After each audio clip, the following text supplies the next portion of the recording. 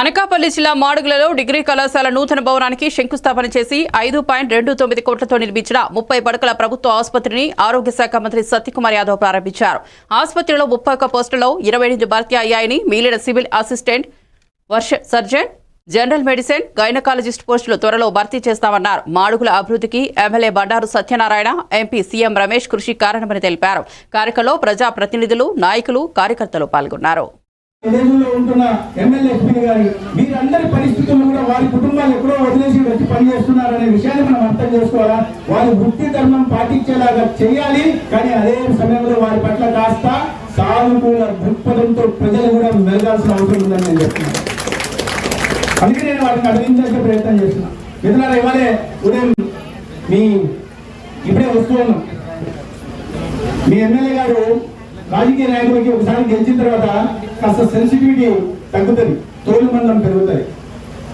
ఎవరేమనుకుంటే ఏంది 4 సార్లు ఎమ్మెల్యే గెలిచిన వ్యక్తి నేను చూస్తా వస్తున్నా. దారి అంతా ఈ రోడ్డు బాగలేదు సార్, నాకు చాలా సిగ్గుగా ఉంది, నీరు బాగుంది, రమేష్ గారికి బాగాలేదు, రోడ్డు బాగాలేదు, నాకు సిగ్గుగా ఉంది, నాకు బాధపడుతున్నారు. లేదన్నా సార్, మీరేం చేస్తారు? వర్షాకాలం ముందే లోతట్టు ప్రాంతాలు వర్షం వచ్చేప్పుడు పోతాయి.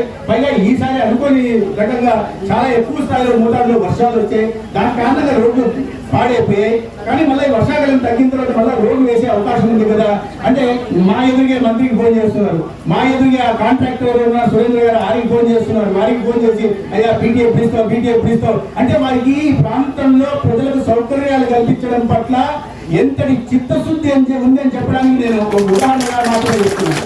అనేక సార్లు చిన్న సిఎస్సి అప్గ్రేడేషన్ కోసం ఎన్నిసార్లు అడుగుతున్నారు లేదని మీకు చిన్నదిగా కనిపించవచ్చు. ఎందుకంటే పెద్ద పెద్ద ఆసుపత్రులు 1000 పడకల కేజీహెచ్ హాస్పిటల్ 1000 పడకలు 2000 పడకలు చూస్తుంటారు కాబట్టి.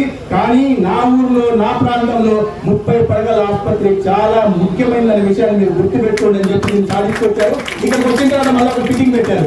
శ్రీకాకుళం జిల్లాకి 224, ఏఎస్ఆర్ జిల్లాకి 239, మంజం జిల్లాకి 204, విజయనగరం జిల్లాకి 139, విశాఖపట్నం జిల్లాకి 60. మరి మా జిల్లా పరిస్థితి మీకు అనుమానంగా రావచ్చు. అనకాపల్లి జిల్లాకి 200 విలేజ్ హెల్త్ క్లినిక్ నిర్మాణం కోసం